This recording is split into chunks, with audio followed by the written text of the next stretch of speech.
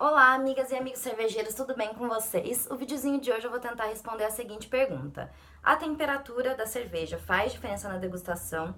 Para responder essa pergunta, eu vou propor uma atividade para vocês. E a atividade é a seguinte: pegue um alimento que você tem aí na sua casa, qualquer um, dá uma mordida nele, tenta perceber tudo o que está acontecendo ali, todos os gostos, todas as texturas, e depois pega uma pedrinha de gelo, bota na boca, deixa sua boca bem gelada, sua língua passa bastante na língua, deixa ela bem gelada, pega o mesmo alimento e come.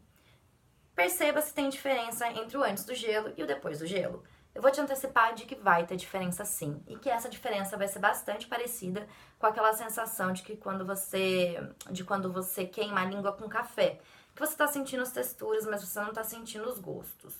Por quê? Tanto a queimadura pela temperatura mais alta, quanto essa sensação, né, de queimadura gelada, ela vai amortecer as suas papilas gustativas e você vai sentir menos as coisas que estão acontecendo ali.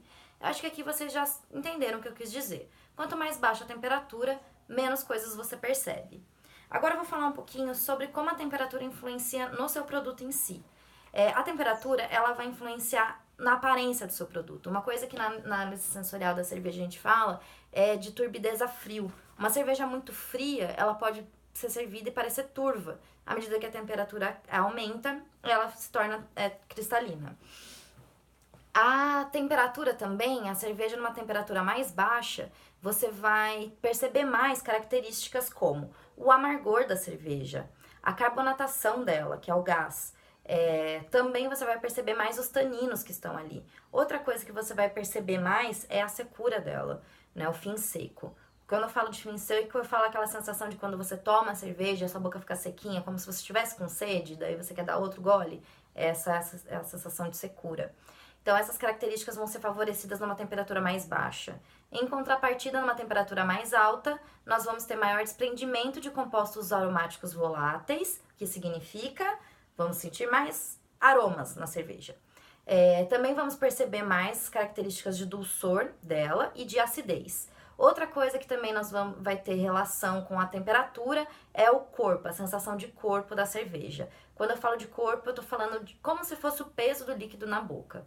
Então, uma atividade legal também de vocês fazerem para entender esse conceito de corpo é água, leite e creme de leite. Corpo baixo, corpo médio, corpo extremamente alto. Ou seja, para resumir, a temperatura que você vai consumir a cerveja vai depender da cerveja que você está tomando. Eu vou te dar algumas dicas de temperatura. Se você está falando de lagers claras e leves, uma temperatura de 2, 3 graus é legal. Uma cerveja de trigo, 3, 4 graus, bacana. IPAs e Pale Ales, 4, 5 graus é legal também. Se você estiver falando de brown ales ou cervejas ácidas, sours, 6, 7 graus. Stouts, 7, 8 graus. Cervejas mais complexas, como Imperial Stouts, Barley Wines ou cervejas envelhecidas, a gente já está falando de temperaturas de 9, 10, 11 graus. É lógico que você não vai ter uma geladeira para cada uma delas.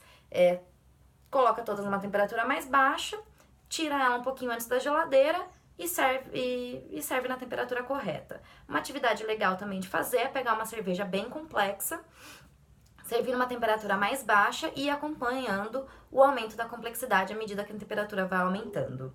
Esse foi o videozinho de hoje, espero que vocês tenham gostado. Qualquer coisa, estou à total disposição de vocês. Beijinhos!